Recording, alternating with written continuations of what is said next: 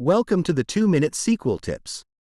Today, we're talking about the exists operator, an efficient way to check if data exists in a subquery. It's often faster than count or joins when you only need to know whether a record is present.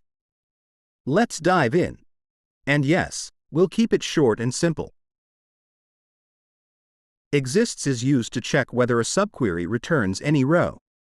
If at least one match is found, exists returns true and stops searching. Let's look at an example. This query retrieves only customers who have placed an order. Note the select one.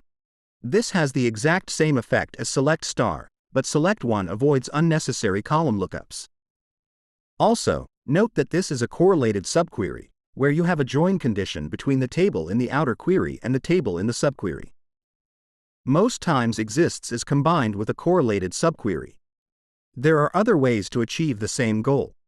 Here is an example. In this query, we use where count star is greater than 0. However, exists is faster than count star greater than 0 because it stops searching as soon as it finds a match. Count star, on the other hand, scans all matching rows. Let's recap. Exists checks if a subquery returns any results. It's faster than count star greater than 0 because it stops searching early. It's great for real-world scenarios like finding active customers. Thanks for watching. If you find this helpful, give it a thumbs up and subscribe for more 2-minute SQL tips.